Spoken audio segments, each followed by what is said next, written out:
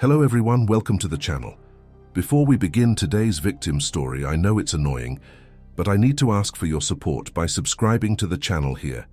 I'm a new and small channel on YouTube, as you can see, and a simple click on the like button can help me a lot.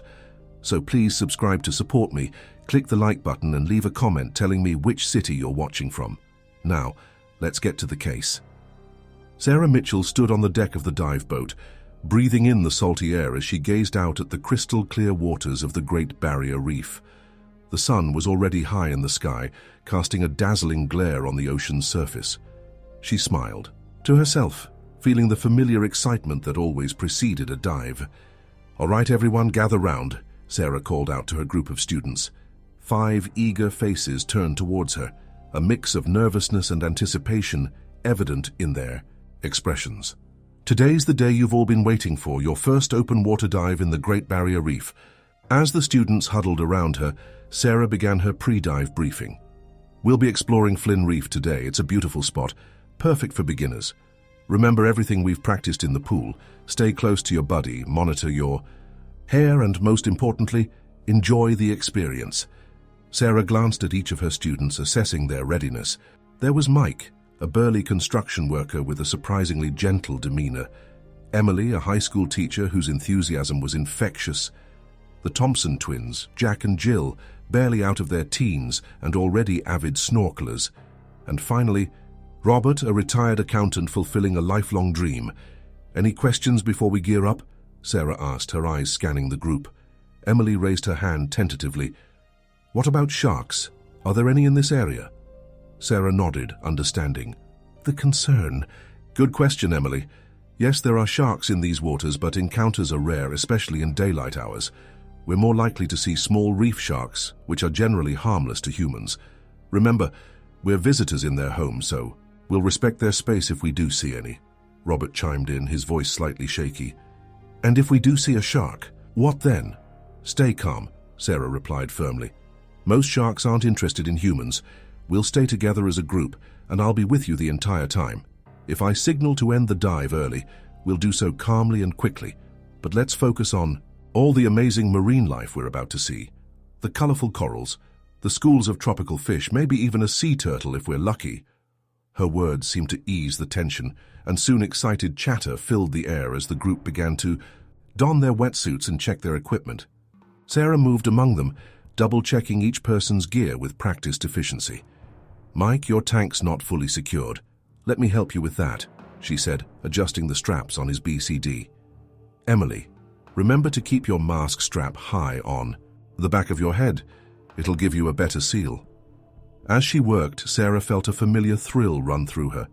Even after years of diving and countless students, the beauty of the reef never failed to amaze her. She loved sharing that wonder with others, seeing their eyes light up as they discovered the vibrant underwater world for the first time. "All right, team," Sarah announced once everyone was geared up. "Let's do our buddy checks. Remember the acronym, BWRAF.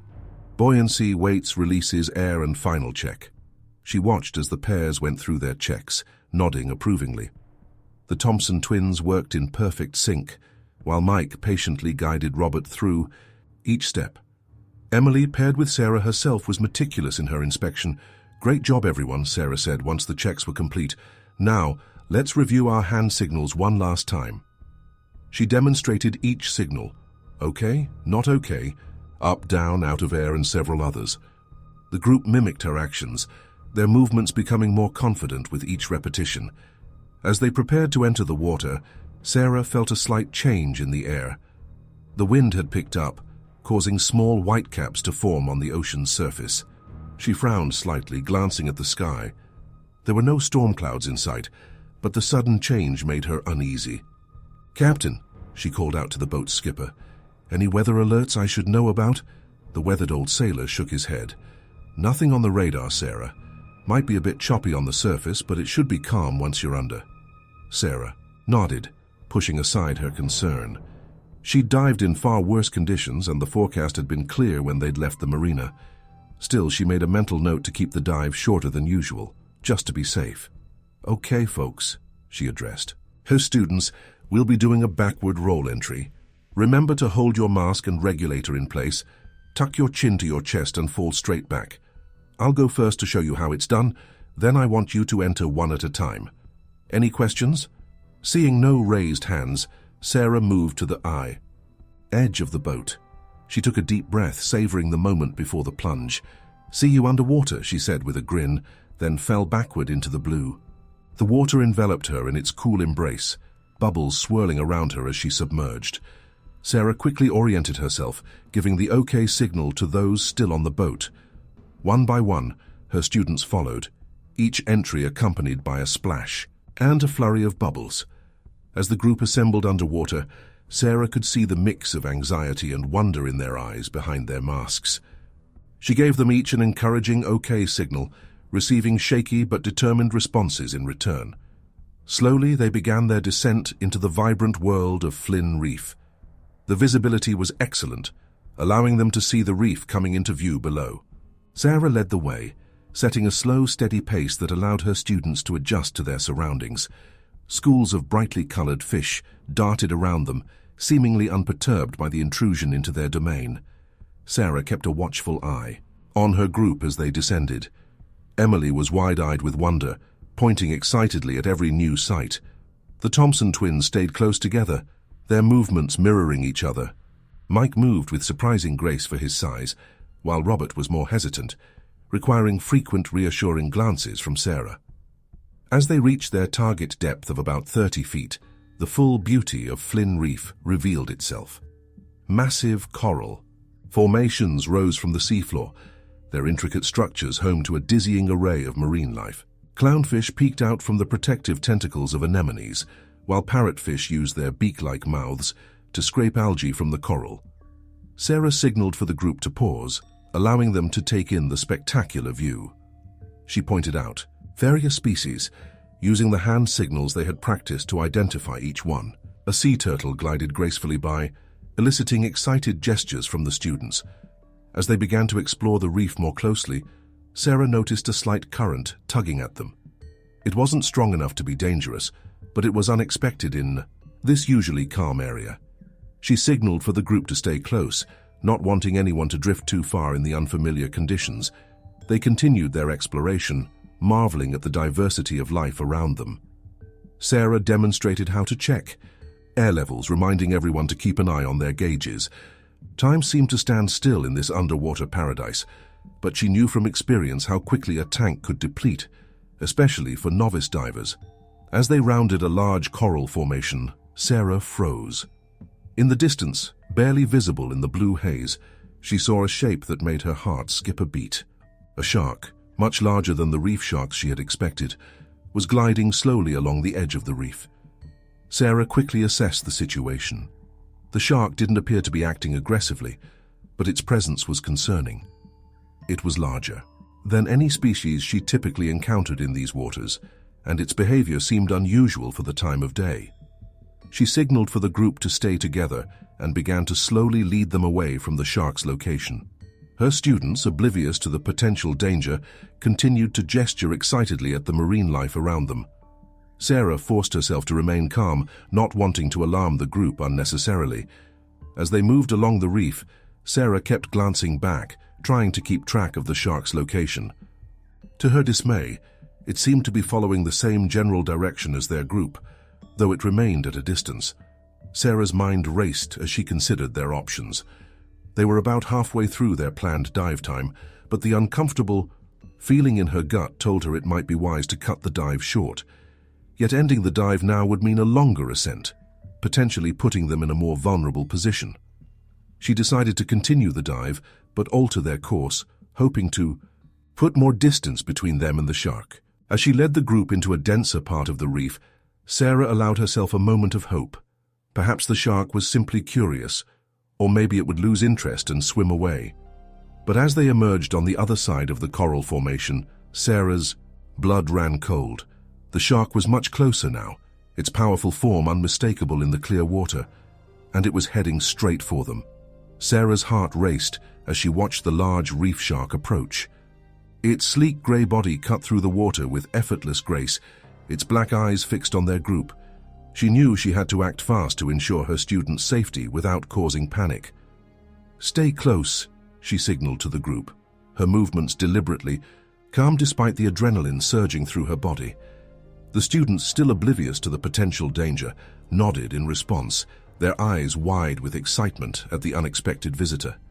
Sarah began to slowly guide the group towards a large coral formation, hoping to put some structure between them and the shark. She kept her movements smooth and steady, knowing that any sudden actions could potentially trigger the shark's predatory instincts. As they moved, Sarah couldn't help but marvel at the shark's beauty, even as fear tightened her chest. Its streamlined body, nearly 10 feet long, was a testament to millions of years of evolution. The shark's dorsal fin cut through the water like a knife, its powerful tail propelling it forward with deceptive ease. Emily, the enthusiastic high school teacher, was the first of the students to notice the shark. Her eyes widened behind her mask, and she frantically tugged at Sarah's arm, pointing towards the approaching predator. Sarah gave Emily the OK signal, trying to convey calm reassurance through her eyes. She then signaled for Emily to stay with the group and not to make any sudden movements. The rest of the students soon became aware of the shark's presence.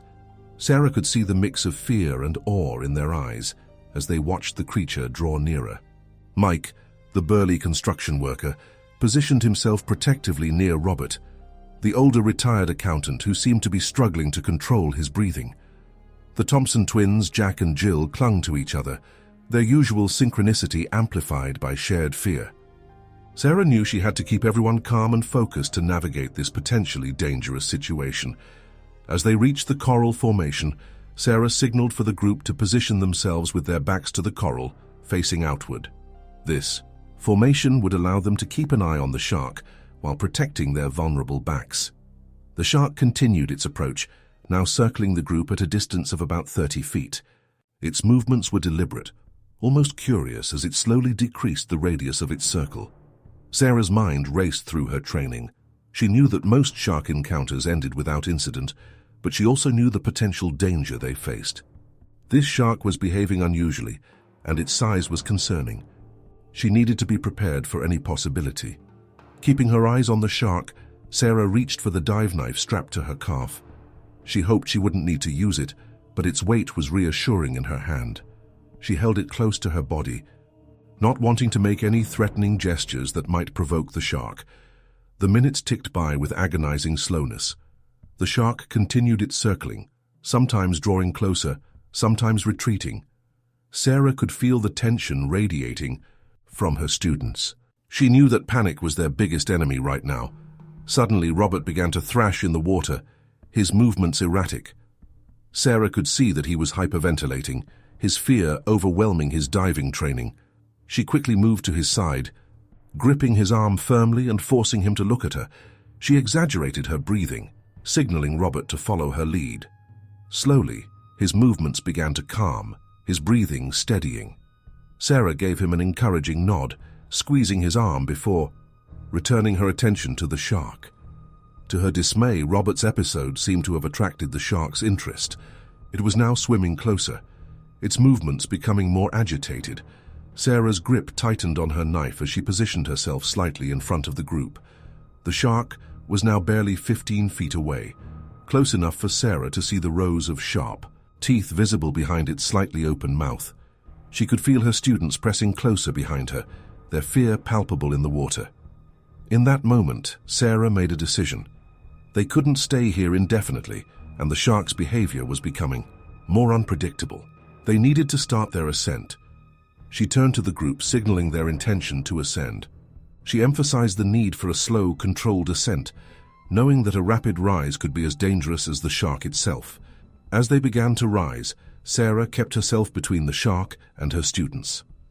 The predator followed their movement, keeping pace as they slowly made their way towards the surface. At about 15 feet deep, Sarah signaled for the group to stop for a safety stop, crucial to avoid decompression sickness. Those 3 minutes felt like an eternity as the shark continued to circle, now joined by a second, smaller shark attracted by the commotion. Sarah's muscles were tense, ready to react at any moment. She watched as the larger shark made a sudden movement towards Mike, who had drifted slightly away from the group. Without hesitation, Sarah kicked powerfully, placing herself in the shark's path. For a heart-stopping moment, Sarah found herself face to face with the massive predator. Its black eye regarded her with what seemed like cold curiosity. Sarah held, her ground knife at the ready, her body forming a barrier between the shark and her students. To her immense relief, the shark veered away at the last moment, resuming its circling pattern. Sarah's heart pounded in her chest, the rush of adrenaline making her feel slightly lightheaded. After what seemed like hours but was only minutes, Sarah signaled for the final ascent. As they neared the surface, the sharks began to lose interest, the larger one diving deeper, while the smaller one swam off into the blue distance. They broke the surface in a flurry of splashes and gasps. The dive boat was quickly beside them, the captain having noticed their rapid ascent. As they clambered aboard, the gravity of what they'd just experienced began to sink in. Emily was the first to speak as they removed their gear.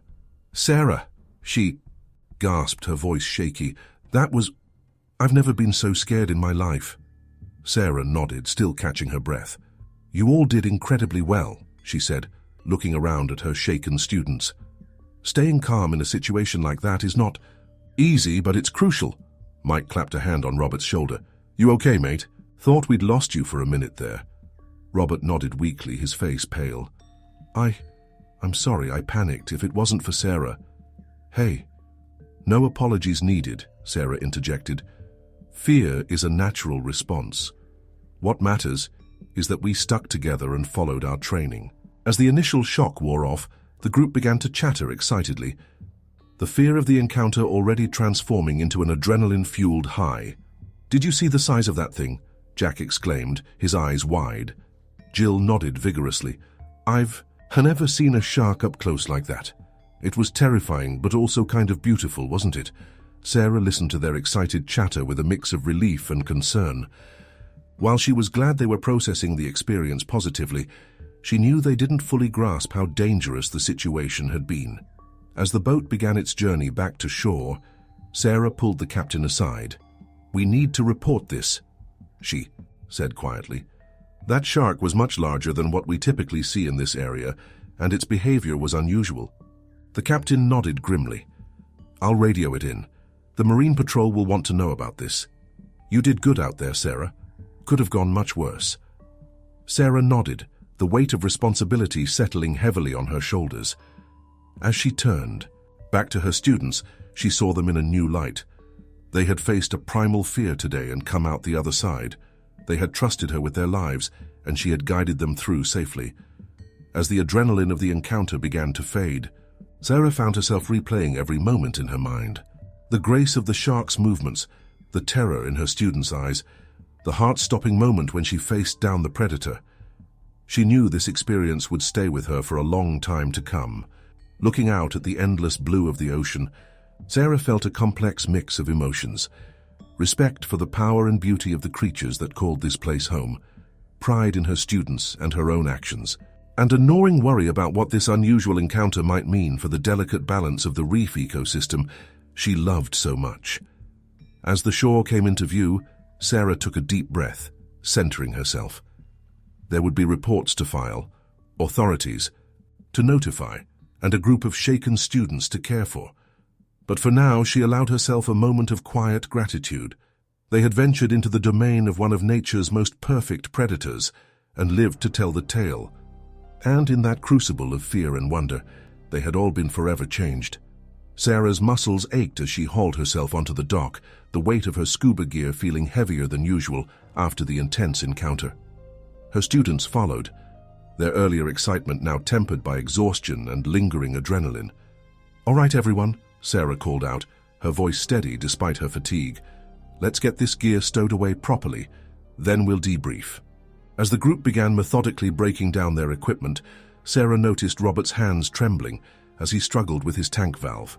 She moved to his side, gently taking over the task. "How are you holding up?" she asked quietly. Robert's eyes met hers, still wide with residual fear. I can't stop seeing it, Sarah, those black eyes, those teeth." Sarah nodded empathetically. "It's normal to feel shaken after an experience like that. We'll talk it through in the debrief, okay? Once the gear was properly stored, Sarah gathered her students in a semicircle on the dock. The late afternoon sun cast long shadows across their faces, highlighting the mix of emotions etched there. First and foremost, Sarah began, her voice carrying the weight of authority, I want to commend all of you for your composure out there. Encounters like this are rare, and you all handled yourselves admirably. Emily raised her hand tentatively. Sarah, I've never seen you look scared before. How bad was it, really? Sarah took a deep breath, considering her words carefully. It was a serious situation, Emily. That shark was larger than what we typically encounter in these waters, and its behavior was unusual. But I want to stress that sharks are not mindless, killing machines. They're apex predators vital to the ocean ecosystem. Mike leaned forward, his brow furrowed. But why did it come so close? I thought sharks usually avoided people. There could be several reasons, Sarah explained. Changes in water temperature, unusual currents, or shifts in their food supply can all affect shark behavior. It's also possible that human activities in the area have disrupted their normal patterns. As she spoke, Sarah noticed a commotion further down the dock. A group of local fishermen were unloading their catch, and among the usual assortment of fish, she spotted the unmistakable shape of a shark fin. Excuse me for a moment, she said to her students, rising to her feet. As Sarah approached the fishermen, she could hear snippets of their excited conversation. Biggest one I've seen in years, one weathered man was saying. Gave us a hell of a fight, too. Sarah's stomach clenched as she drew closer. Lying on the dock was a massive reef shark, its powerful body now lifeless. Even in death, its size was impressive, easily matching the one they'd encountered earlier. Excuse me, Sarah called out, her voice tight with barely contained emotion. Where did you catch this shark? The fisherman turned, eyeing her warily. About 5 miles offshore, one replied gruffly. Why do you ask? Sarah's mind raced.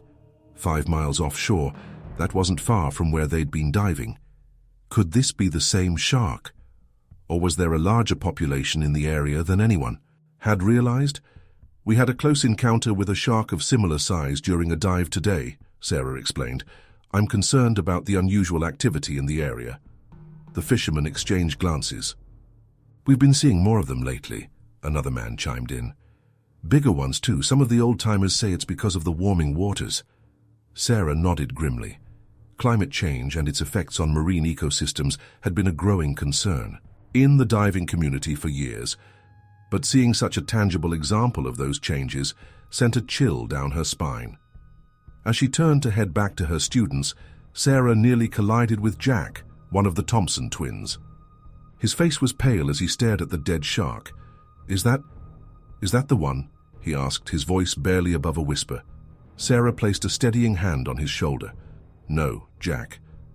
This isn't the same shark we encountered, but it is concerning to see one this size caught so close to shore. As they walked back to the group, Sarah could see the news of the caught shark had already spread.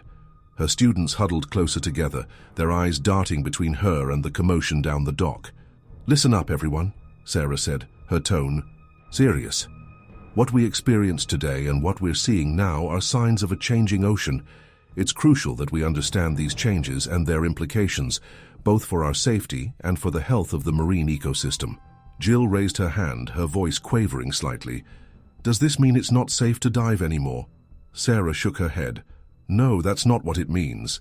Diving always carries inherent risks, but with proper training, equipment, and awareness, it remains a relatively safe activity.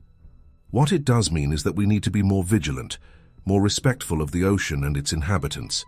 As the group fell into a thoughtful silence, Sarah noticed a sleek boat pulling up to the dock. The insignia on its side identified it as belonging to the local marine patrol. 2 officers disembarked, their faces serious as they scanned the dock.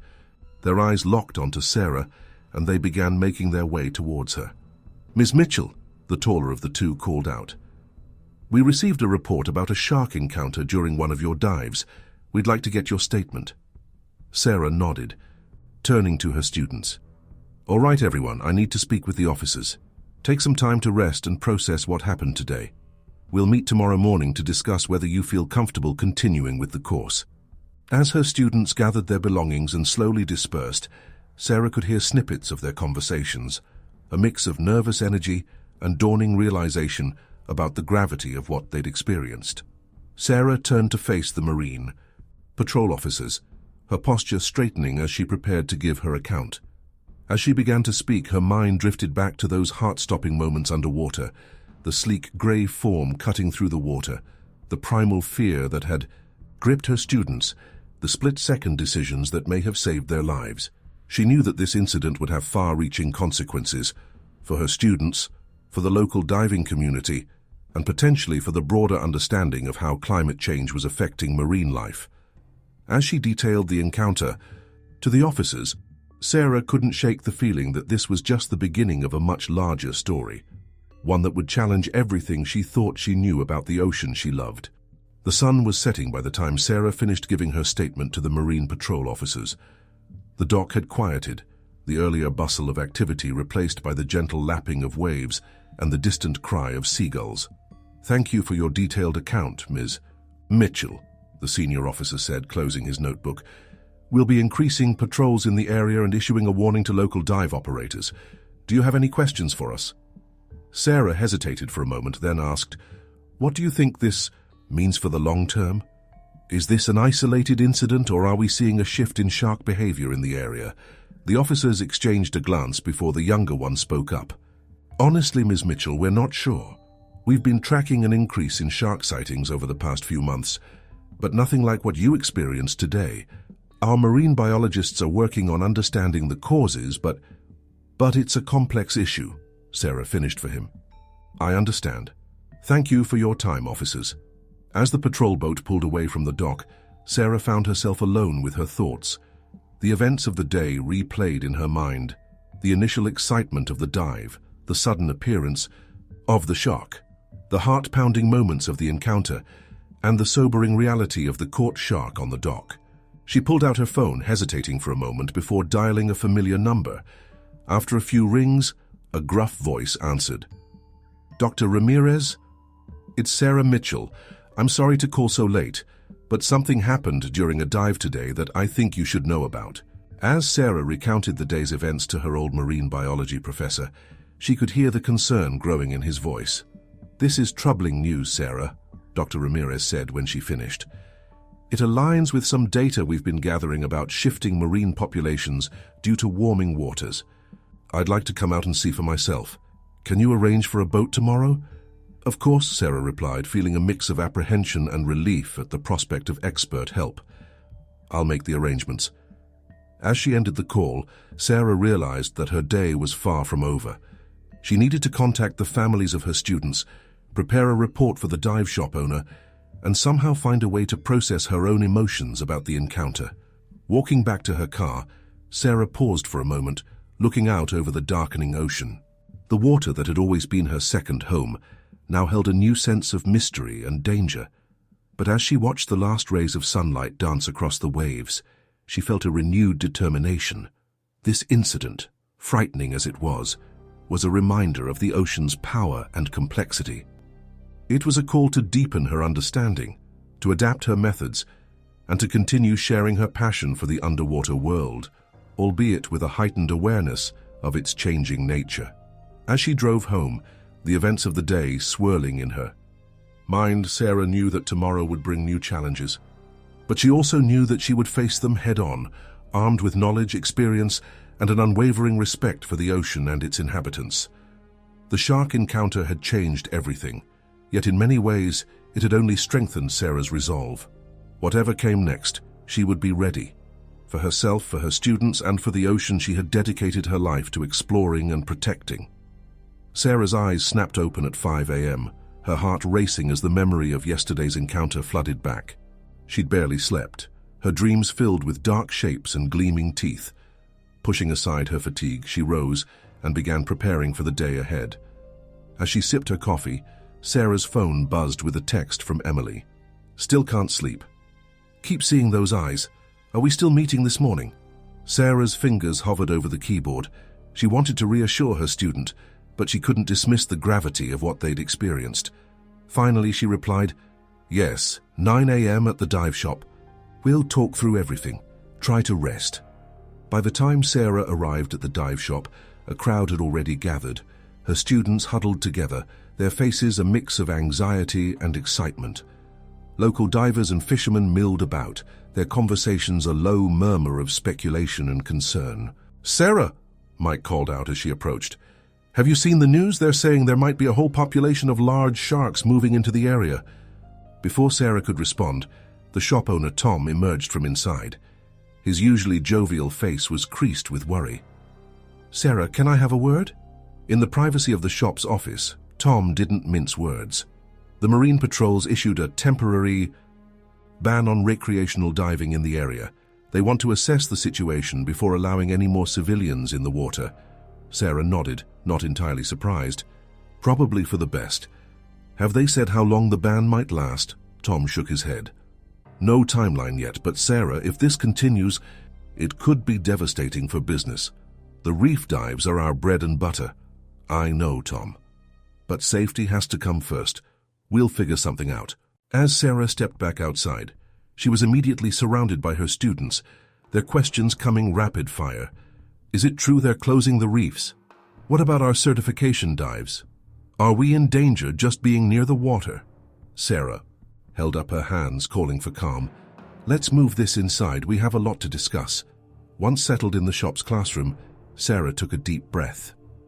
"First, yes, there's currently a ban on recreational diving in the area. It's temporary, but we don't know how long it will last." A collective groan went up from the group. "I know this is disappointing," Sarah continued, "but it's crucial that we respect this decision. What we experienced yesterday was unusual, and the authorities need time to assess the situation." Robert, still pale and shaken, spoke up. Maybe this is a sign that we shouldn't be down there at all." Sarah considered her words carefully. "Robert, what we do carries risks. Yesterday brought that into sharp focus.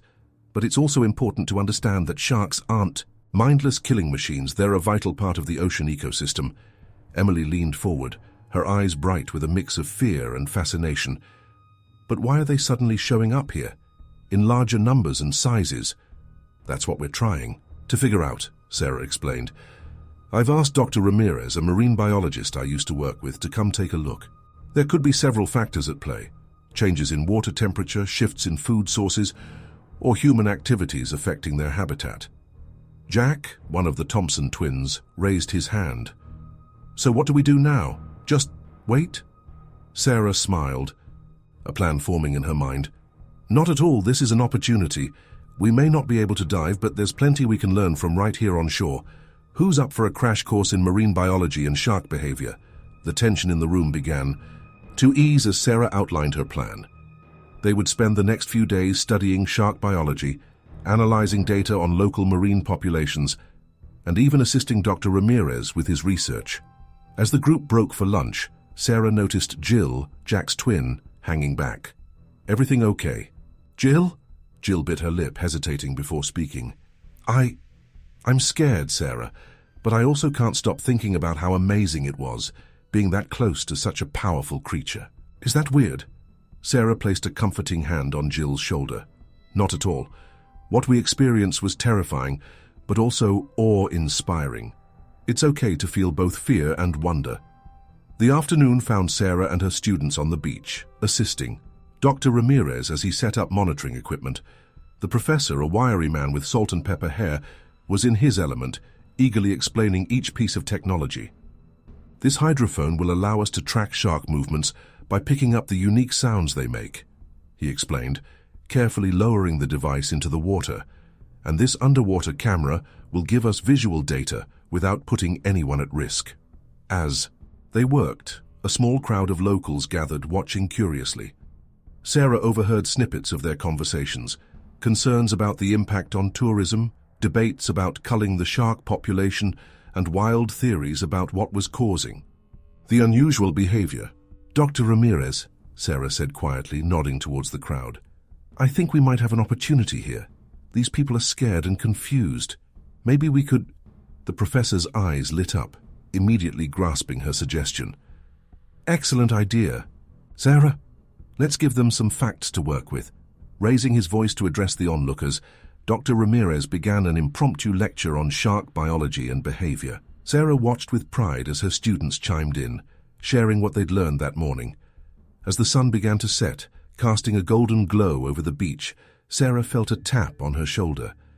She turned to find the Marine Patrol officer from yesterday. "Ms. Mitchell, could I have a word?" They walked a short distance down the beach, away from the group. "We've been analyzing the data from your dive computer and the boat's sonar," the officer began. "There's something unusual about the shark's behavior just before it approached your group." Sarah's pulse quickened. "Unusual how?" The officer pulled out a tablet, showing her a series of charts and graphs. "See this spike here? It indicates a sudden change in the shark's movement pattern, almost like it was startled or attracted by something." Sarah's mind raced, trying to recall every detail of those tense moments underwater. Could it have been our bubbles? Or maybe someone's bright equipment? The officer shook his head. "We don't think so. This pattern is consistent with how sharks react to certain types of electromagnetic fields. We're wondering if there might be some new underwater equipment in the area, maybe for oil exploration or scientific research, that could be affecting their behavior." As the implications of this sank in, Sarah felt a mix of concern and determination. If human activity was indeed disrupting the shark's natural behavior, it was even more crucial that they understand what was happening. "What can we do to help?" she asked. The officer smiled, clearly relieved by her response. "We were hoping you'd say that. We'd like to organize a team of experienced divers to assist with a survey of the area. Given your expertise and familiarity with these waters, we'd like you to lead the team." Sarah's heart raced at the prospect. It was a chance to get back in the water, to potentially uncover the cause of the shark's unusual behavior. But it also meant facing her own lingering fears head-on. "When do we start?" she heard herself say. As she walked back to her students and Dr. Ramirez, Sarah's mind was already running through the preparations they'd need to make. The risks were significant, but so was the potential for understanding and protecting the marine environment she loved. "All right, everyone," she called out, her voice carrying a new note of determination. "We've got work to do." As the group gathered around her, eager to hear what was next, Sarah felt a surge of pride and responsibility. Yesterday's encounter had shaken them all, but it had also ignited a passion for understanding and protecting the ocean. Whatever challenges lay ahead, they would face them together, driven by a shared respect for the power and mystery of the sea. The pre-dawn light cast a pale glow over the marina as Sarah arrived, her dive gear slung over her shoulder. The air was thick with anticipation and a touch of fear. She spotted Dr. Ramirez and the Marine Patrol officers already gathered near a sleek research vessel. "Morning, Sarah," Dr. Ramirez called out, his face etched with a mix of excitement and concern. "Ready for this?" Sarah nodded, trying to ignore the knot in her stomach. "As ready as I'll ever be. Any updates on the situation?" The lead Marine Patrol officer, Lieutenant Davis, stepped forward. "We've detected increased shark activity about 3 miles offshore. Our priority is to identify any potential man-made factors contributing to their unusual behavior." As they discussed the mission parameters, Sarah noticed a commotion near the dock entrance. To her surprise, she saw her students approaching, led by Mike. "What are you all doing here?" Sarah asked, a hint of exasperation in her voice. Mike spoke up, his voice firm. "We couldn't just sit at home while you went back out there. We want to help." Sarah shook her head. "Absolutely not. It's too dangerous. You're not certified for this kind of mission." Emily stepped forward, her eyes pleading. "We know we can't dive, Sarah, but maybe we can help from the boat. Monitor equipment, record data." Dr. Ramirez placed a hand on Sarah's shoulder. "They've been invaluable in setting up our beach monitoring stations. Having extra hands on deck could be useful." Sarah looked at her students' determined faces and sighed. "All right, but you stay on the boat no matter what, understood?" Her chorus of eager agreements met her words, as the students quickly began helping to load equipment onto the vessel. As they set out to sea, the mood on the boat was tense. Sarah stood at the bow, scanning the horizon. The memory of her last encounter with the shark was still fresh, sending occasional shivers down her spine. Dr. Ramirez approached, handing her a mug of coffee. "You okay, Sarah?" She took a sip, grateful for the warmth. Just nervous. I keep replaying that moment in my head, wondering if I could have done anything differently." The professor nodded sympathetically. "It's natural to second-guess yourself after an experience like that. But remember, your actions saved lives that day." Their conversation was interrupted by a shout from Lieutenant Davis. "We're approaching the target area. Prepare to deploy the ROV." The remote-operated vehicle was their eyes underwater, allowing them to survey the area without putting divers at immediate risk. Sarah helped guide the ROV into the water, her expertise evident in her smooth movements. As the underwater camera feed flickered to life on the ship's monitors, the group huddled around, watching intently. The murky blue waters slowly came into focus, revealing a seascape that was both familiar and alien. "There!" Jill exclaimed, pointing at a dark shape moving across the screen. Sarah leaned in, her breath catching. It was indeed a shark, its powerful form gliding effortlessly through the water. But something about its movement seemed off. "Dr. Ramirez, are you seeing this?" Sarah asked, her voice tense. "Its swimming pattern, it's erratic." The professor nodded grimly. "Almost like it's disoriented. Lieutenant, can we get a reading on any electromagnetic anomalies in the area?" As they scanned for unusual signals, Sarah couldn't shake the feeling that they were missing something. She watched the shark's movements carefully, noting how it seemed to be drawn to a particular area before veering away sharply. Suddenly, a loud ping from one of the instruments broke the tense silence. Lieutenant Davis rushed to check the readout. "We're picking up a strong electromagnetic signal about half a mile east of our position." "Take us there," Sarah said firmly, "and prepare the dive gear. We need to see this up close." As the boat changed course, Sarah began suiting up. She could feel her students' worried gazes on her. "Sarah," Robert began, his voice shaky, "are you sure about this? After what happened last time?" She paused, meeting each of their eyes in turn. "I know you're scared. I am too. But sometimes, the only way past fear is through it. We need to understand what's happening here, for the safety of everyone who uses these waters, and for the sharks themselves." Her words seemed to reassure them, and they quickly moved to assist her with her gear. As Sarah prepared to enter the water, Dr. Ramirez approached with a small device. "This is an electromagnetic field detector," he explained. "It might help. You pinpoint the source of the anomaly. But Sarah, be careful. We don't know how these signals might be affecting the shark's behavior." Sarah nodded, securing the device to her belt. With a final check of her equipment, she moved to the boat's edge. Taking a deep breath, she fell backward into the azure waters. The silence of the underwater world enveloped her immediately. Sarah took a moment to orient herself, then began her descent. The visibility was good, but she remained hyper-aware of her surroundings, constantly scanning for any sign of shark activity. As she neared the seafloor, the detector at her waist began to pulse more rapidly. She was getting close to the source of the signal. Sweeping her flashlight across the seabed, Sarah's eyes widened as she spotted something decidedly out of place. Half buried in the sand was what appeared to be some kind of technological device. Its sleek design suggested it wasn't a lost piece of equipment, but something intentionally placed. Sarah's radio crackled to life. "Sarah, what are you seeing down there?" Dr. Ramirez's voice came through, tinged with static. "Some kind of device," she replied, her voice tight with concentration as she examined it closer. "Definitely not natural. It looks military-grade." As she reached out to touch the device, a shadow fell over her. Sarah's heart leapt into her throat as she slowly turned, coming face to face with an enormous shark. Its black eyes regarded her with what seemed like a mix of curiosity and agitation. Sarah forced herself to remain still, her breath coming in short, controlled bursts. The shark circled her slowly, its movements jerky and unpredictable. She could see now how the electromagnetic signals were affecting it, disrupting its natural sensory abilities. Sarah, do you copy?" Lieutenant Davis's urgent voice came through her radio. "We're picking up multiple large signatures converging on your position. You need to get out of there now." But Sarah knew any sudden movement could provoke an attack.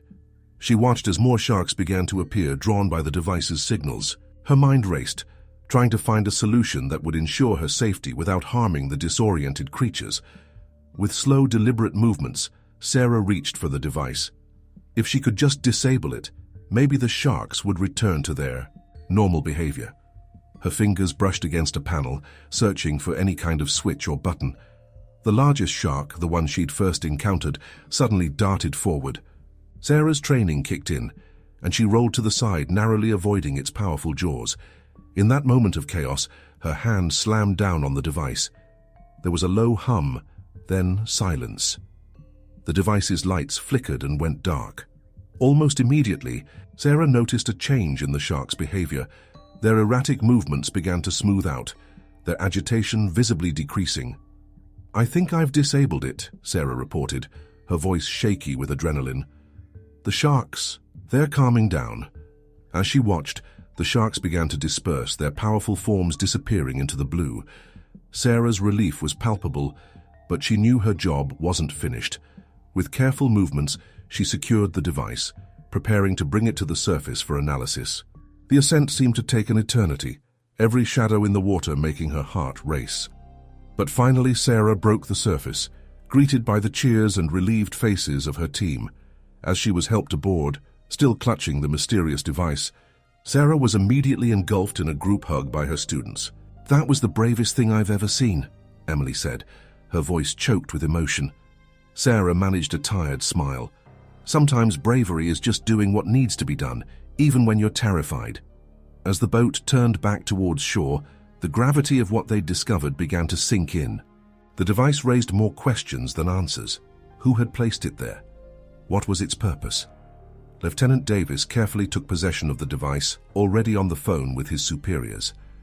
Dr. Ramirez was excitedly discussing the implications of their discovery, his words tumbling out faster than he could speak them. But for Sarah, in that moment, one thing was clear. Their adventure was far from over. As she looked out over the vast expanse of the ocean, she knew that today's discovery was just the beginning of a much larger mystery, one that would challenge everything they thought they knew about the delicate balance between humans and the marine world. The sun hung low on the horizon, casting a golden glow across the marina as Sarah and her team disembarked from the research vessel. The excitement of their discovery was palpable, but it was tempered by a growing sense of unease about the implications of what they'd found. Lieutenant Davis approached Sarah, his face grave. "I've just gotten off the phone with my superiors. They're sending a team to secure the device and the surrounding area. In the meantime, we need to keep this under wraps." Sarah nodded, understanding the need for discretion. "What about our research? Dr. Ramirez and I could provide valuable insights into how this device has been affecting marine life." The lieutenant hesitated. "For now, they want all information contained. But I'll push for your involvement in the investigation. Your expertise could be crucial." As the group dispersed, Sarah noticed her students huddled together, their expressions a mix of excitement and concern. She made her way over to them, knowing they'd have questions she might not be able to answer. "Hey team," she said, forcing a smile.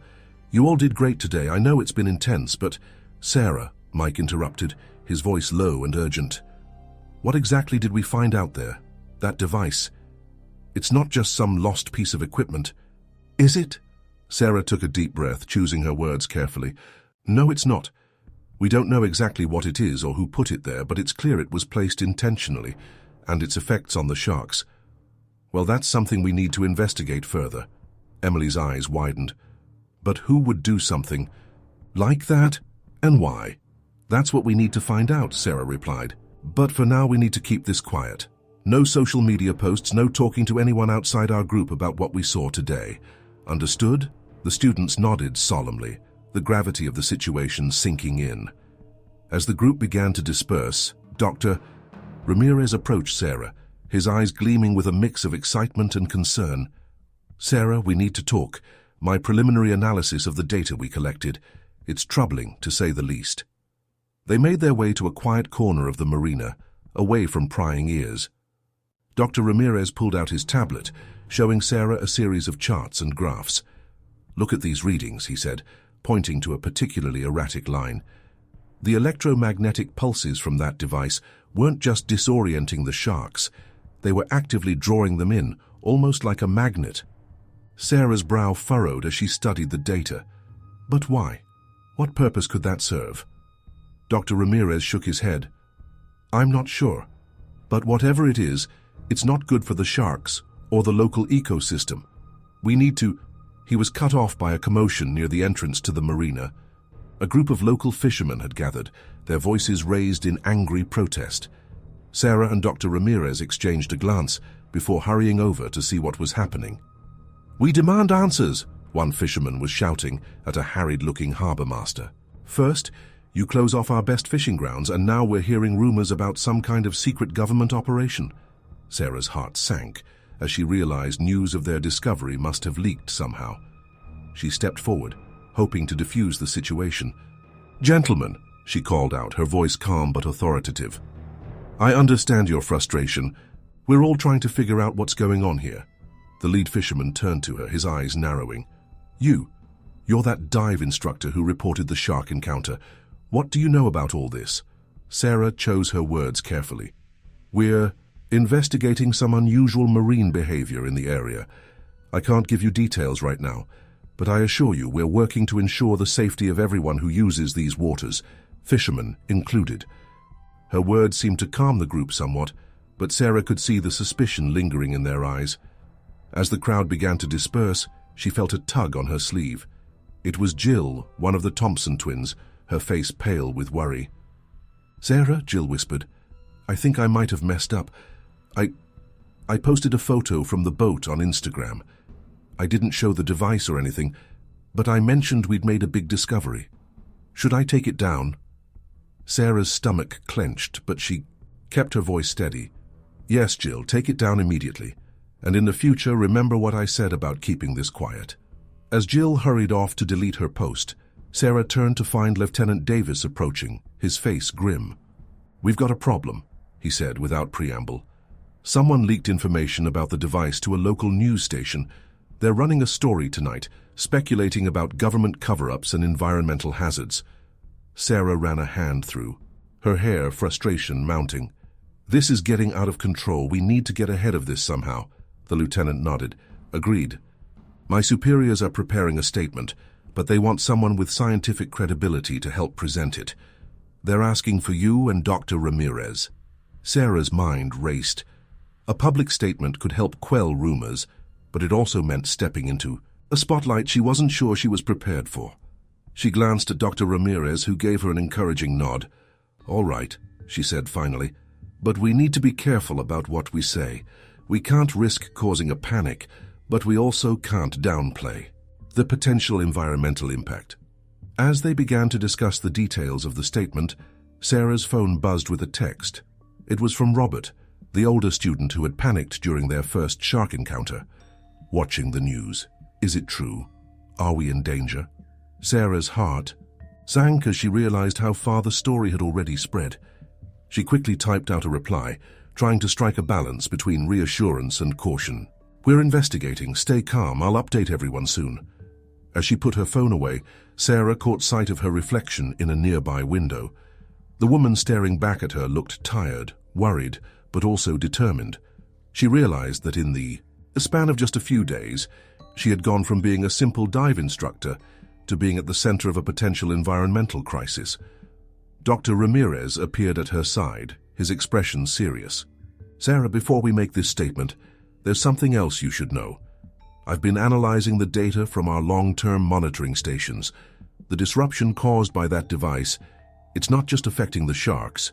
We're seeing changes in migration patterns, breeding behaviors, even in the smallest plankton. The entire ecosystem is off balance. Sarah felt the weight of this information settle on her shoulders.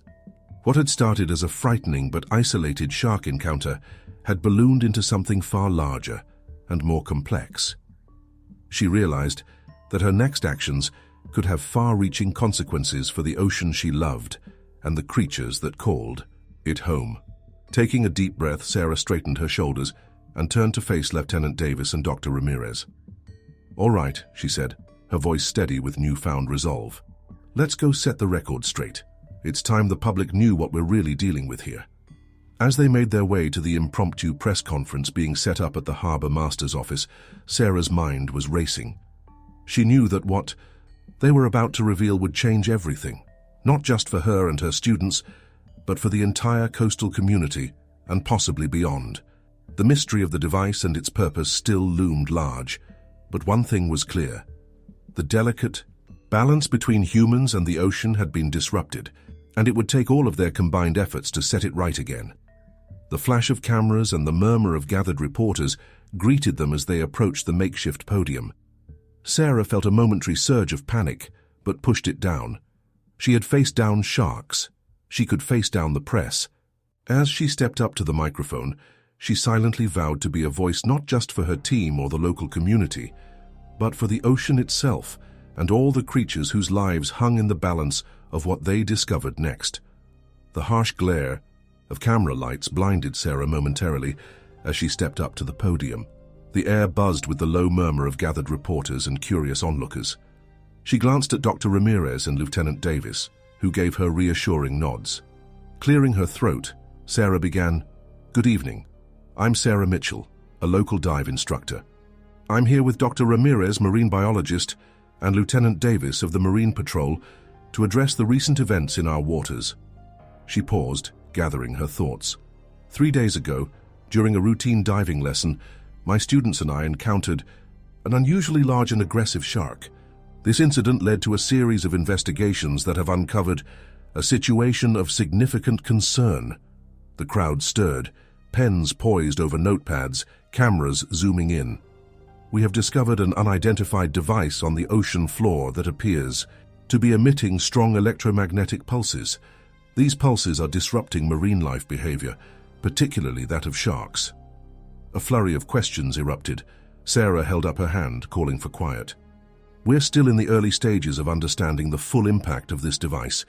What we do know is that it's not only affecting sharks, but potentially disrupting the entire marine ecosystem." Dr. Ramirez stepped forward. "Our preliminary data shows changes in migration patterns, breeding behaviors, and even plankton distribution. The potential long-term effects on our marine environment could be devastating if not addressed promptly." A reporter in the front row shot up her hand. "Is this device man-made? Who put it there?"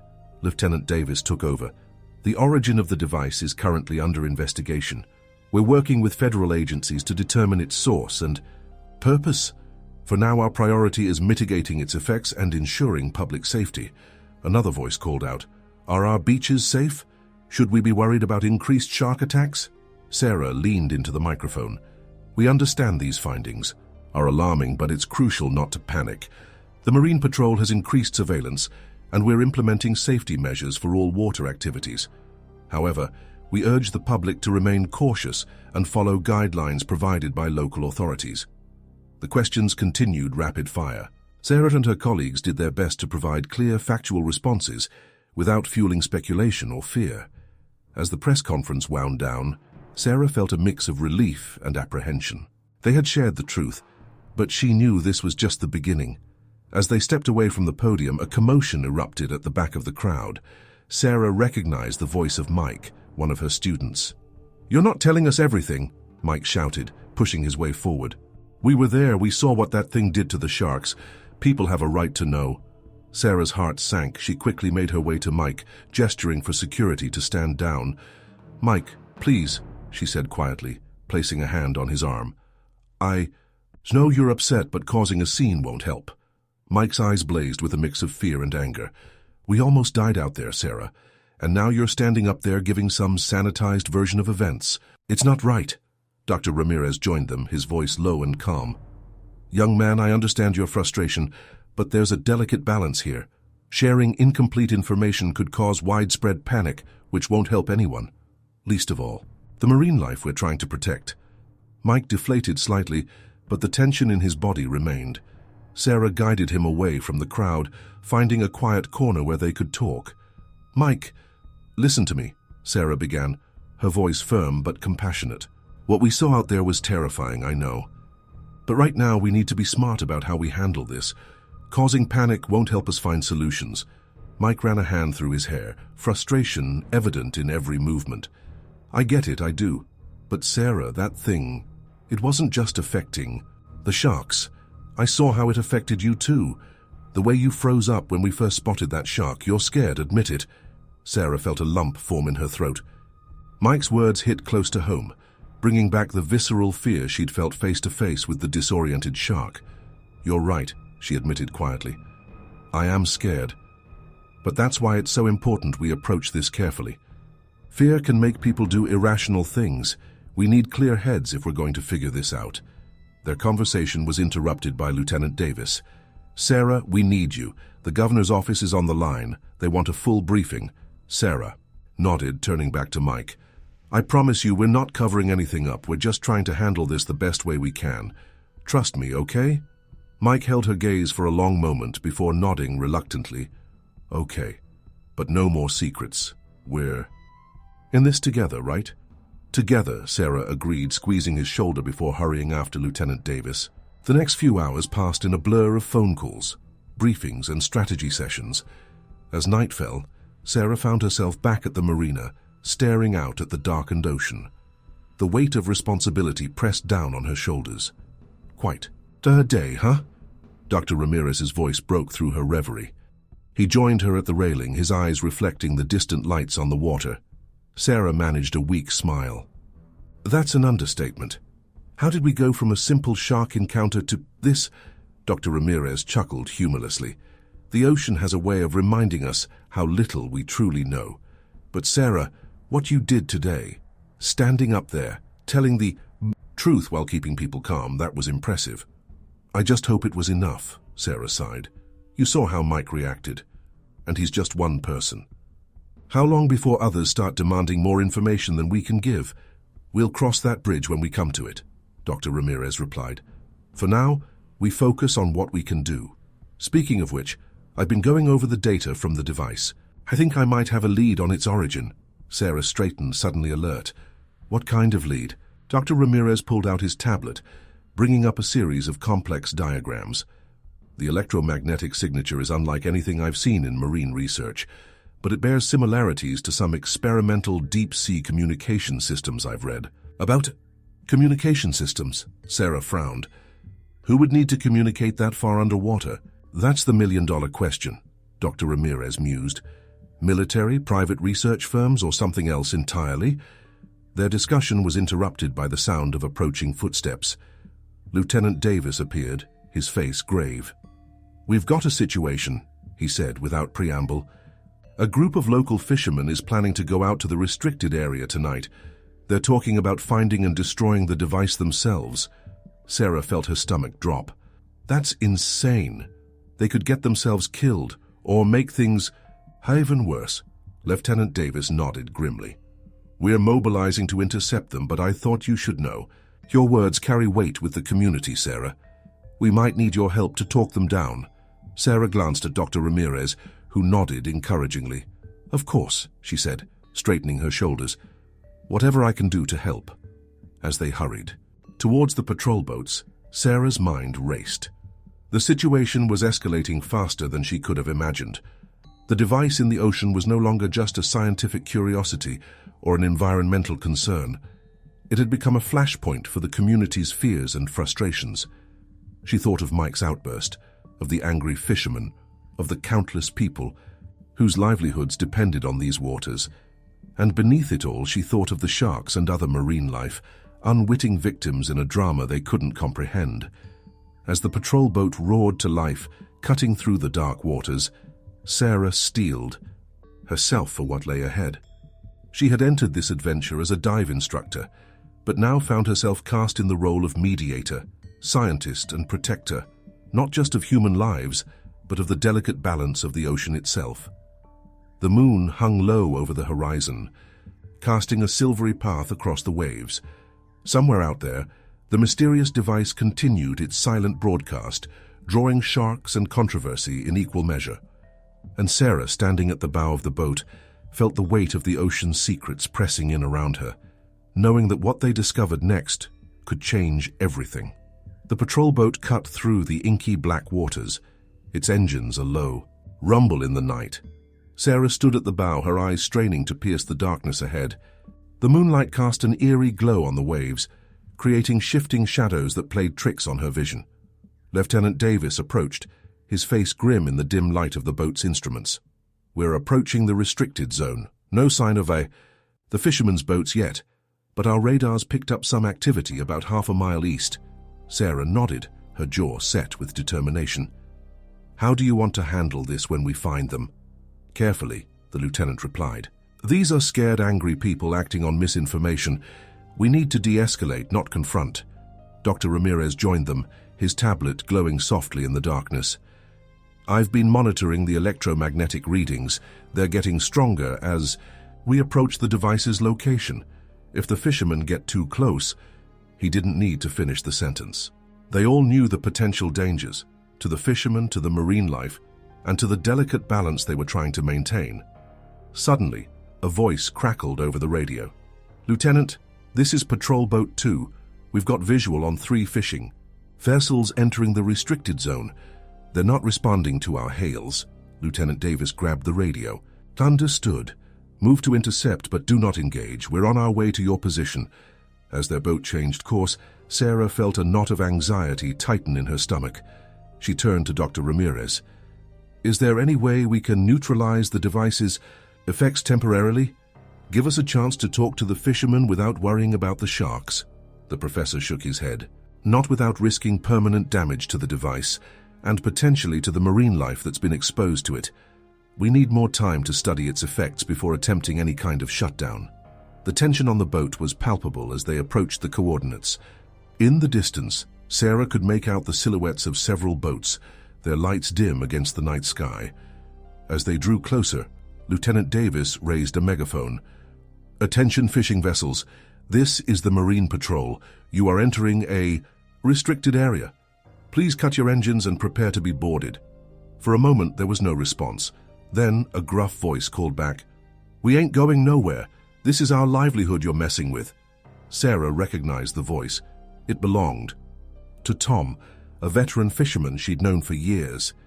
She gestured for the megaphone. Tom, it's Sarah Mitchell, she called out. I understand you're frustrated, but what you're doing is dangerous. For you and for the marine life we're trying to protect. There was a pause, then Tom's voice again, tinged with a mix of anger and desperation. Sarah, what are you doing out here with them? You know what this ban is doing to us. We can't just sit by while our families go hungry. Sarah took a deep breath. I know, Tom, and we're working on solutions, but destroying that device could have catastrophic consequences. Please, just give us a chance to explain. The boats ahead had slowed, but they weren't stopping. Sarah could see figures moving on the decks, their intentions unclear in the darkness. Suddenly, Dr. Ramirez called out, his voice urgent. The readings are spiking. Something's agitating the device. As if on cue, the water around the boats began to churn. Dark shapes moved beneath the surface, their movements erratic and aggressive. Sharks! Lieutenant Davis shouted. Everyone stay calm and keep your boat steady. Sarah's heart raced as she watched the scene unfold. The fishermen's boats were now surrounded by agitated sharks, their fins breaking the surface in a terrifying display. Without thinking, Sarah dove for the diving gear stowed on their boat. Lieutenant Davis grabbed her arm. What do you think you're doing? I have to help them, Sarah said, her voice firm. I'm the most experienced diver here, and I've faced these sharks before. Dr. Ramirez stepped forward. Sarah, it's too dangerous. The device's effects are stronger than ever. You could be torn apart. Sarah met his gaze, her determination unwavering. And if we do nothing, those men could die. We don't have time to argue. Before anyone could stop her, Sarah had donned her gear and was at the boat's edge. She took a deep breath, focusing her mind as she had done countless times before dives. But this time was different. This time she was diving into a sea of fear and chaos. As she slipped into the water, the cold shock jolted her senses. Immediately she could feel the unnatural vibrations from the device, setting her nerves on edge. Around her, dark shapes moved with frightening speed and purpose. Sarah swam towards the nearest fishing boat, her movements deliberate and calm, despite the terror threatening to overwhelm her. She could see the fishermen on deck, their faces pale with fear as they watched the sharks circling their vessel. As she approached, a massive shark suddenly veered towards her. Sarah's training kicked in, and she rolled to the side, narrowly, avoiding its snapping jaws. The shark's eye rolled back as it passed, a primal, ancient gaze that sent shivers down Sarah's spine. She reached the boat's hull, banging on it to get the fisherman's attention. Tom's weathered face appeared over the side, his eyes widening in recognition. "Sarah, what in God's name are you doing?" he shouted. "Getting you out of here," Sarah called back. "You need to start your engines, slowly. I'll guide you out of the shark swarm. Follow my lead." Tom hesitated for a moment, then nodded grimly. Sarah heard the engines sputter to life above her. For the next heart-stopping minutes, Sarah swam alongside the boat, using her dive light to guide Tom through the mass of agitated sharks. Every few seconds she had to duck or dodge as a shark lunged too close, drawn by the device's maddening signals. Slowly, agonizingly, they made their way out of the worst of the swarm. Sarah could see the patrol boats ahead, their spotlights, illuminating a path to safety. Just as they were nearing the edge of the restricted zone, Sarah felt a sudden searing pain in her leg. She looked down to see a smaller shark, its teeth sunk into her calf. The pain was excruciating, but Sarah forced herself to remain calm. With a swift, powerful movement, she struck the shark's sensitive nose, causing it to release its grip and dart away. Blood clouded the water around her, and Sarah knew she was in serious trouble. The scent of blood would drive the already agitated sharks into a frenzy. With the last of her strength, she propelled herself towards the patrol boat. Strong hands grabbed her, hauling her out of the water and onto the deck. Sarah gasped for air, her vision blurring as the adrenaline began to wear off. Dr. Ramirez was at her side in an instant, applying pressure to her wounded leg. "You crazy, brilliant woman," he muttered, his voice a mix of admiration and concern. Lieutenant Davis barked orders, coordinating the rescue of the remaining fishing boats. Sarah tried to sit up, wincing at the pain. "The fishermen, are they?" she managed to ask. "They're safe," Lieutenant Davis assured her. "Thanks to you." As the patrol boat sped towards shore, Sarah's mind raced, despite the pain and encroaching shock. They had averted a tragedy tonight, but the larger problem remained. The device was still out there, its effects growing stronger and more unpredictable.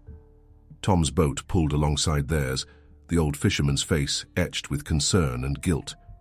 "Sarah, we never meant for this to happen. We just wanted answers." Sarah managed a weak smile. "I know, Tom, and we'll get them together, but we have to trust each other." As the shoreline came into view, its lights a beacon of safety in the darkness, Sarah felt a renewed sense of purpose. Tonight had shown her the true stakes of their discovery, not just scientific or environmental, but deeply human. The mysterious device had become a focal point for the community's fears, hopes, and livelihoods. Despite her injury and the challenges ahead, Sarah felt a spark of hope. They had faced the sharks and survived. Now, it was time to face the truth behind the device, no matter where it led them. As the boat docked and paramedics rushed to attend to her, Sarah made a silent vow. She would see this through, for the sake of the ocean she loved and the community that depended on it. The night's events had changed everything, but they had also shown what was possible when people worked together in the face of the unknown. As she was lifted onto a stretcher, Sarah caught a final glimpse of the ocean, dark and mysterious under the moonlight. Out there, the device continued its silent broadcast, a challenge and a mystery waiting to be unraveled. And Sarah, despite everything, felt ready to dive back in, metaphorically if not literally, to find the answers they all so desperately needed. The harsh fluorescent lights of the hospital room made Sarah wince as she slowly regained consciousness. The steady beep of monitors filled the air, a constant reminder of her brush with death. As her eyes adjusted, she saw Dr. Ramirez dozing in a chair nearby, his clothes rumpled and his tablet still clutched in his hand. "Doc?" Sarah's voice came, out as a raspy whisper. Dr. Ramirez startled awake, nearly dropping his tablet. "Sarah, thank goodness, how are you feeling?" Sarah attempted to sit up, grimacing as pain shot through her bandaged leg. "Like I went 10 rounds with a great white." "What's the damage?" The professor's face grew serious. "You were lucky. The shark's teeth missed any major arteries, but you lost a lot of blood. The doctors say you'll need several weeks of recovery and physical therapy." Sarah's heart sank. Weeks of recovery meant weeks away from the investigation, from the ocean. And the device? The sharks? What's happening out there? Dr. Ramirez sighed, running a hand through his disheveled hair. "It's complicated. Your actions last night saved lives, Sarah. But they also brought a lot of attention to the situation. The media's having a field day." He handed her a tablet, open to a local news website. The headline screamed, "Shark Whisperer Diver Saves Fisherman from Mysterious Ocean Threat." Sarah groaned. "Shark Whisperer? Really?" "That's one of the tamer ones," Dr. Ramirez said with a wry smile. "You've become something of a local hero. But it's also intensified the debate about what to do about the device and the affected marine life." A knock at the door interrupted their conversation. Lieutenant Davis entered, looking as tired as Dr. Ramirez but with an air of urgency about him. "Good to see you awake," he said to Sarah. "How are you feeling? Ready to get back out there?" Sarah replied, trying to inject more confidence into her voice than she felt. The lieutenant's expression turned grim. "I'm afraid that's not going to be possible for a while. Not just because of your injury. Things have escalated." He pulled up a chair, his voice low. "The governor has declared a state of emergency for the coastal region. The National Guard has been called in to enforce a complete ban on all water activities, including commercial fishing." Sarah's eyes widened in disbelief. "That's going to devastate the local economy, the fishermen, the dive shops, the tourist industry." "I know," Lieutenant Davis said, his frustration evident. "But after last night's incident, they're not taking any chances. And there's more. We've detected increased activity from the device. Whatever it is, it's getting stronger." Dr. Ramirez leaned forward. His scientific curiosity piqued despite the gravity of the situation. "What kind of activity? Are we seeing more effects on marine life?" The lieutenant nodded. "Reports are coming in of mass fish migrations, changes in whale song patterns, even deep-sea creatures being found in shallow waters. It's like the entire ecosystem is being thrown into chaos." Sarah's mind raced, trying to process the implications. "We need to do something, fast, before this gets even more out of hand." "Agreed," Lieutenant Davis said, "which is why I'm here. Despite your injury, we need your expertise, Sarah. The governor is forming a task force to deal with this crisis, and we want you on it." Sarah sat up straighter, ignoring the pain in her leg. "Of course. Whatever I can do to help." Dr. Ramirez cleared his throat. "I hate to be the voice of reason here, but Sarah, you nearly died last night. You need time to recover." "I can recover later," Sarah said firmly. "Right now we have an ocean to save." Just then a commotion erupted in the hallway outside. Raised voices could be heard, growing louder by the second. Suddenly the door burst open, and Mike, Sarah's student, rushed in, followed closely by a flustered-looking nurse. "Sarah!" Mike exclaimed, relief washing over his face as he saw her awake. "Thank God you're okay. We've been so worried." The nurse, catching her breath, addressed the room. "I'm sorry, but only family is allowed in at this time. You'll all have to leave." Lieutenant Davis flashed his badge. "Ma'am, we're in the middle of an important debriefing related to national security. I'm afraid I'll have to ask you to make an exception." The nurse hesitated, then nodded reluctantly before leaving the room. Mike, still catching his breath, turned to Sarah. "You won't believe what's happening out there. The town's in chaos. People are panic buying supplies, talking about evacuating the coast. And there are all these rumors flying around about government conspiracies and alien technology." Sarah exchanged a worried glance with Dr. Ramirez and Lieutenant Davis. "Mike, calm down. What exactly have you heard?" Mike pulled out his phone, pulling up various social media posts and news articles. "It's crazy. Some people are saying the device is some kind of weapon test gone wrong. Others think it's extraterrestrial. There's even a group planning to liberate the beaches from military control." Lieutenant Davis cursed under his breath. "This is exactly what we were afraid of. Mass panic based on misinformation." Sarah's mind was whirling. The situation was spiraling out of control faster than she could have imagined. She turned to Lieutenant Davis. "We need to get ahead of this. The longer we stay silent, the more wild theories will spread." Dr. Ramirez nodded in agreement. "Sarah's right. We need to release more information to the public.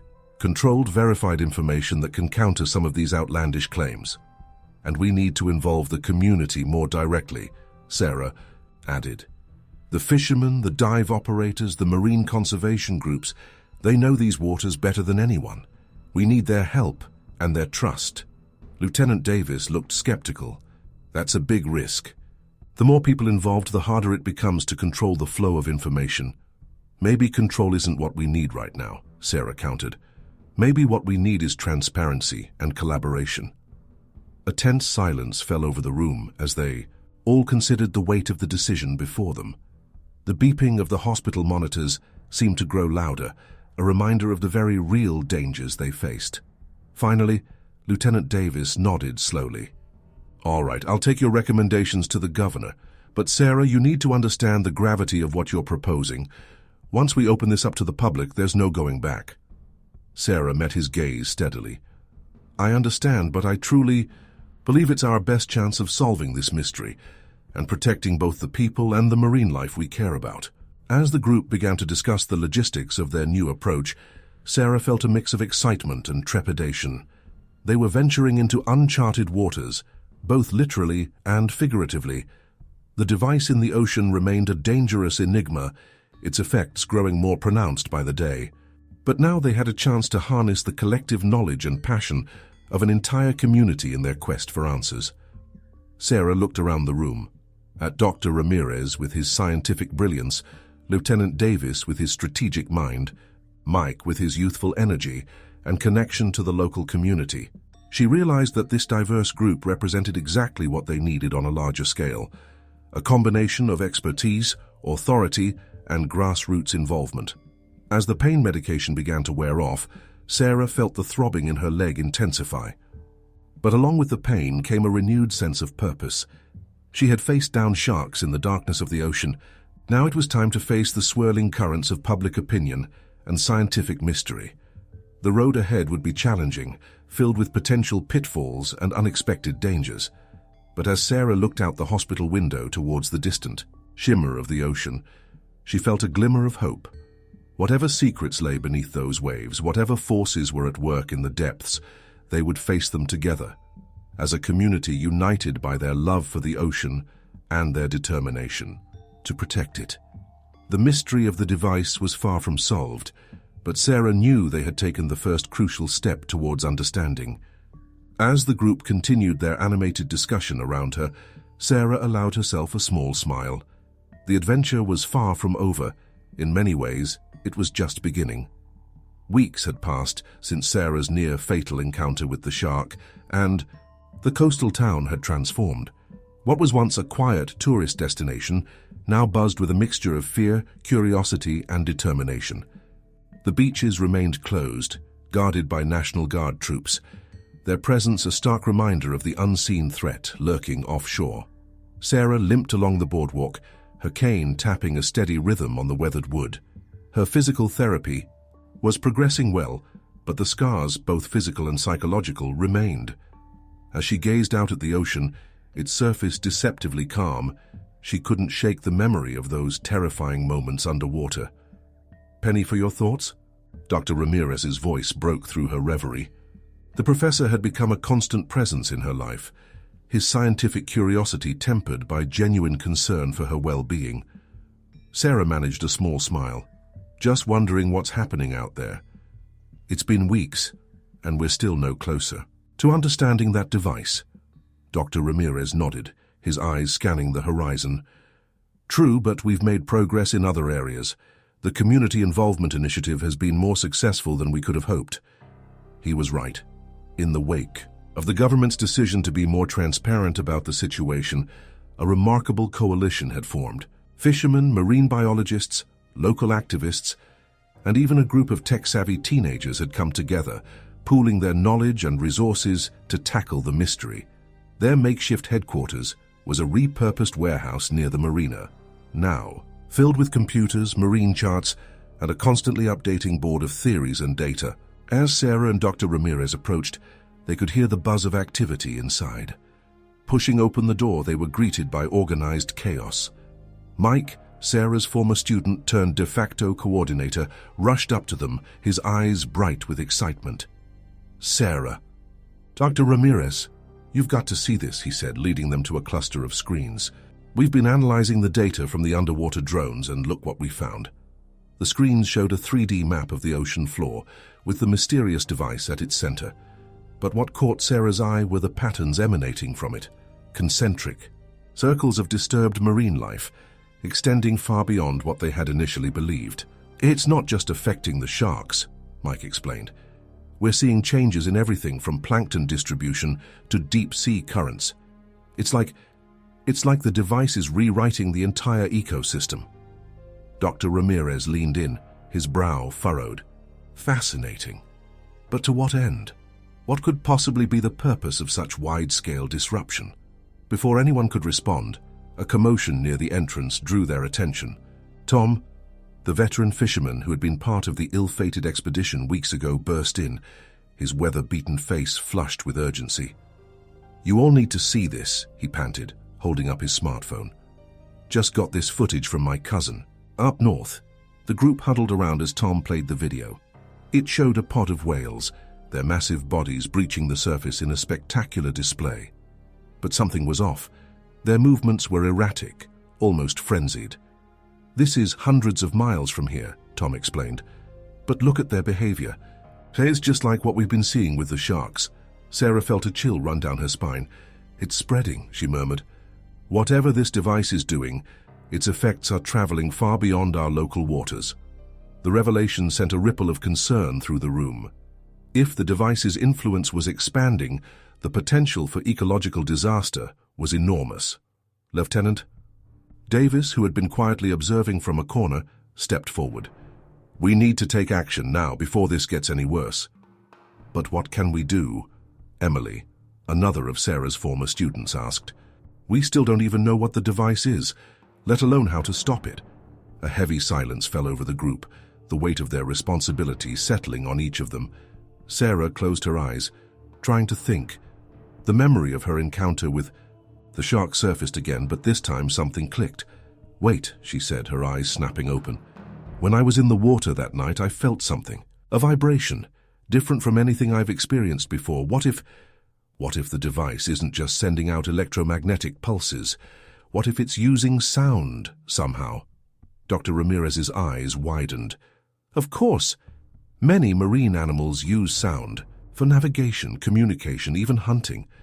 If this device is manipulating underwater acoustics on a massive scale, it could explain the widespread effects we're seeing," Sarah finished, "and potentially give us a way to counteract it."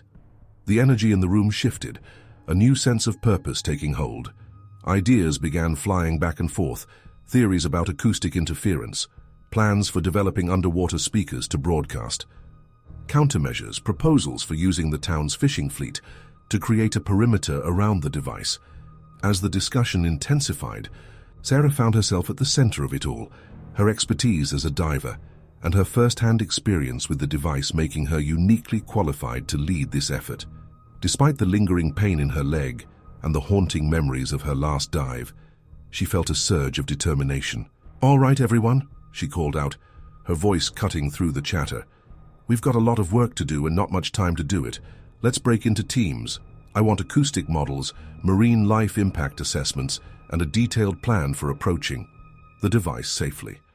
As the group dispersed, each person taking on their assigned tasks with renewed vigor, Lieutenant Davis pulled Sarah aside. "Are you sure about this?" he asked, concern evident in his voice. "Going back out there after what happened?" Sarah met his gaze steadily. "I'm terrified," she admitted. "But I'm also the best person for the job. I know those waters. I've seen the device up close, and most importantly, I understand what's at stake." The lieutenant nodded slowly. "All right, but you're not doing this alone. We'll assemble the best team possible to back you up." As the day wore on, the warehouse hummed with activity. Sarah moved from station to station, reviewing plans, offering insights, and steeling herself for what was to come. The prospect of returning to the water filled her with a mix of dread and anticipation. As evening fell, Sarah found herself once again on the boardwalk, watching the sun dip below the horizon. The ocean stretched out before her, beautiful and terrifying in its vastness.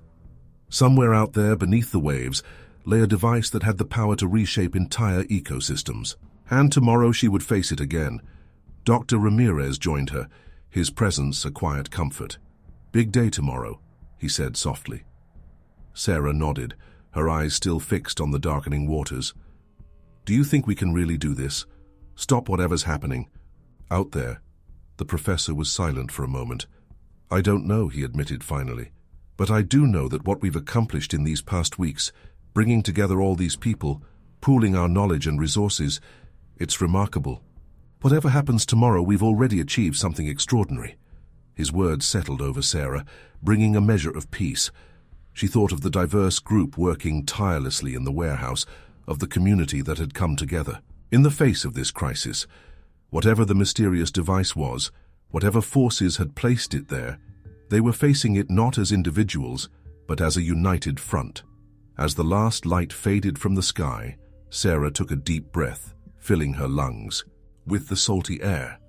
Tomorrow would bring challenges, dangers, and possibly answers.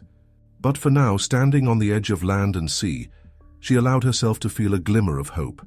The ocean had always been her home, her passion. Now it had become a battlefield of sorts. But as Sarah turned to head back to the warehouse for final preparations, she realized that her love for the sea had only grown stronger through this ordeal. Whatever lay ahead, she would face it with courage, with knowledge, and with the strength of a community behind her. The mystery of the device remained unsolved, but Sarah was no longer just a dive instructor, caught in extraordinary circumstances. She had become a leader, a focal point for a movement dedicated to understanding and protecting the oceans. As she walked away from the shoreline, her steps were steady, her resolve unshaken. Tomorrow would be a new chapter in this unfolding story, and Sarah was ready to dive in every sense of the word.